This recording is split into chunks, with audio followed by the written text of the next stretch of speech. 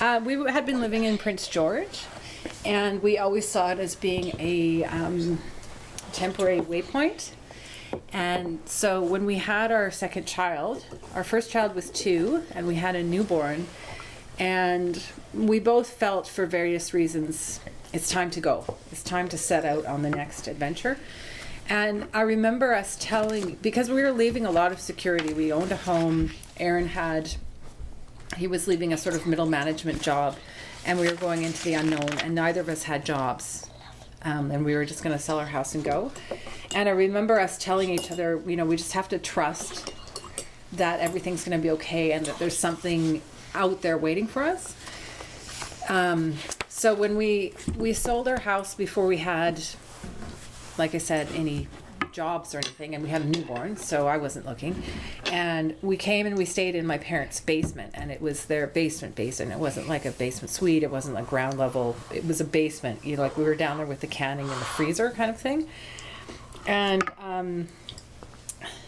while we were down there, or shortly thereafter, my dad is a Rotarian, and he found out from another Rotarian that there was a bird sanctuary looking for caretakers. And Aaron is a bird biologist, and he also is very much likes to be outdoors and likes to sort of do landscaping and property maintenance. And so my dad said, "Oh, what does the job entail?" And he thought it sounded perfect for Aaron. So we found out who to contact to express our interest, and we expressed our interest. And Aaron interviewed for the position because, again, I was sort of, I had by this time a 4-month-old and a 2-year-old. Yeah, and we got the position. So that's how we came to be here. And when we first got the description of a bird sanctuary, was literally just 400 meters down the side of the lake from us. Yeah, we were renting just... We came to explore, and Jonah and I actually, with at that time there was snow on the ground already, and I pulled him over in the sled, and I thought I had seen the bird sanctuary, but was short by a full block, mistaking it for another park, Sovereign Park there beside Mackey House. But then we came back and we met the resident caretakers, and were allowed to just wander and look around the property, and it was just so surreal that, like, a possibility to take on such a position was instantly appealing, and it just, everything had lined up that way. We were already very close with our the rental and most of our stuff in storage, waiting for where we're going to land.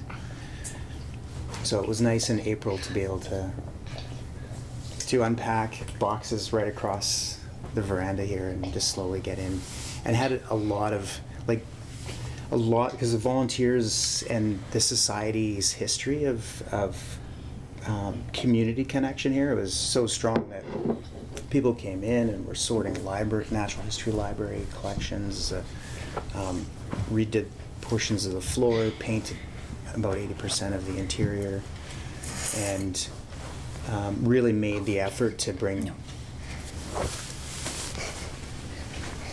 lots of incentive for us to start with getting familiar with maintenance of the grounds in a really refreshed, and as you see, like, we're just blessed with the surrounding that just streams in all day long. There's so much,